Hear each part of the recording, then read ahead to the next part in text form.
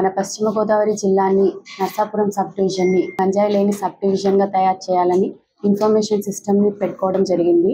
ఆ information system తోటి మాకు వచ్చిన ఖచ్చితమైన సమాచారం మేరకు నిన్న 9న మధ్యాహ్నం 1:30 సమయంలో మాకు ఇన్ఫర్మేషన్ వచ్చింది. ఇలా కొంతమంది గంజాయిని సేకరిస్తున్నారు అన్న ఇన్ఫర్మేషన్ తోటి ఎస్ఐ మన sub inspector Mogalthur sub inspector గారి నేతృత్వంలో ఒక టీం ఫామ్ అయ్యి ముత్యాలమ్మ తల్లి టెంపుల్ దగ్గరికి వెళ్ళి చెక్ చేయగా అక్కడ ఒక 10 మంది చుట్టూ మూగి వాళ్ళ దగ్గర చెక్ చేయగా 2 పాలిథిన్ ప్యాకెట్స్లో చిన్న చిన్న బాటిల్స్లో లిక్విడ్ గాంజా అన్నది కనిపించింది.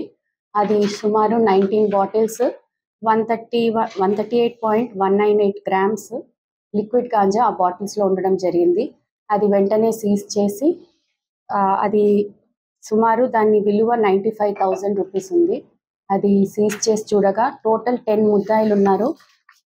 11th ముద్దాయి అబ్స్కాండింగ్లో ఉన్నాడు. అతని కోసం కూడా గాలింపు చర్యలు మేము చేపట్టడం జరిగింది with technological support as well as through information system. So ఈ 10 ముద్దాయిలు మనకి నర్సాపురం సబ్ డివిజన్లో మొగల్తూరు నర్సాపురం పాలకల్లు ఏరియాకి సంబంధించిన వాళ్ళు.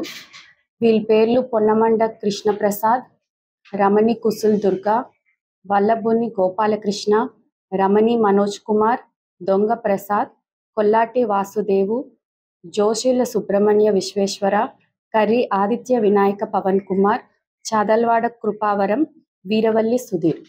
వీరు గంజాయిని లిక్విడ్ ఫామ్లో దీని సోర్స్ని కూడా మేము ఫార్వర్డ్ బ్యాక్వర్డ్ లింకేజెస్ చూడటం జరుగుతుంది.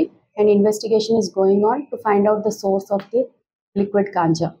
సో మేము ఈ ప్రెస్ మీట్ ద్వారా ప్రజలకి పర్టికులర్గా యువతకి ఏం చెప్పాలి అనుకుంటున్నాము అంటే, గంజాయి దాంట్లో పడి మీ జీవితాలని మీ భవిష్యత్తును పాడు చేసుకోకండి. అలాగే మీకేమన్నా ఇన్ఫర్మేషన్ కనుక ఏమన్నా ఉంటే ఖచ్చితంగా అది మాకు చెప్తే మీ పేర్లు మీ వివరాలు గోప్యంగా ఉంచుతాము. అలాగే మన డిస్ట్రిక్ట్ని గంజాయి రహిత డిస్ట్రిక్ట్గా మీ సపోర్ట్ తోటి జరగాలి అని మేము కోరుకుంటున్నాం. మరిన్ని వీడియోస్ కోసం ఛానల్ ని సబ్స్క్రైబ్ చేయండి. లేటెస్ట్ అప్డేట్స్ కోసం వాట్సాప్ ఛానల్ ని ఫాలో అవ్వండి. ఆ లింక్ డిస్క్రిప్షన్ లో ఉంది.